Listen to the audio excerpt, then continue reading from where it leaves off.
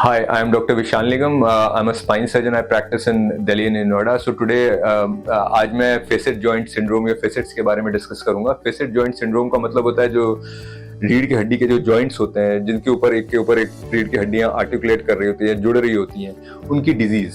सो facet joint syndrome का मतलब क्या है कि एज के साथ साथ जॉइंट्स की जो कार्टिलेज होती है वो खराब हो रही होती है. सो एक तरीके से हमारी रीढ़ की हड्डी तीन तीन पार्ट्स में एक के ऊपर एक सपोर्टेड है. आगे डिस्क होती है, पीछे दो जॉइंट्स होते हैं.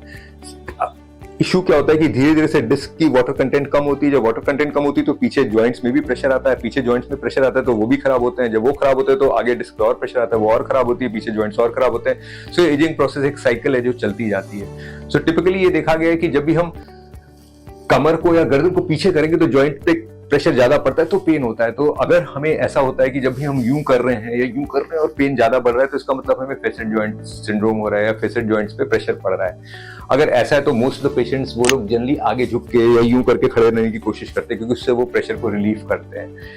अगेन कोशिश करनी चाहिए कि वो फैक्टर्स आइडेंटिफाई करें जिससे कि हम देख रहे हैं कि वो चीज ज्यादा जल्दी खराब हो रही है. सो इन जनरल ये मान के चलिए कि अगर हम कुछ ऐसी एक्सरसाइजेस कर रहे हैं जिसमें कि हम स्पाइन के बहुत मूवमेंट्स कर रहे हैं, जैसे कई सारी योगा की एक्सरसाइज में काफी ज्यादा फ्लेक्सिबिलिटी के चक्कर में मूवमेंट्स की हम कोशिश करते हैं, या हम काफी जर्क्स वाली एक्टिविटीज कर रहे हैं जैसे काफी रनिंग जंपिंग कर रहे हैं जिससे कि जॉइंट्स पे जर्क्स पड़ रही हैं और उसकी वजह से अगर ये चीज खराब हो रही है तो हमें ये सब चीजों को मॉडिफाई करके अलग तरीके की एक्सरसाइज करनी चाहिए जिससे कि वो जर्क्स या वो मूवमेंट्स रुक जाए. फिर भी फिटनेस रहे लेकिन वो मूवमेंट्स रुक जाए. सो इन जनरल हम लोग जो है फेसेट जॉइंट सिंड्रोम के पेन्स को कम कर सकते हैं.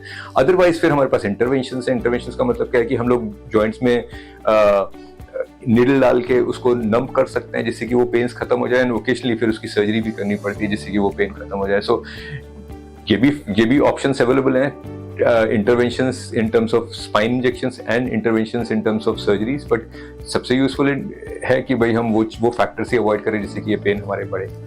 Thank you.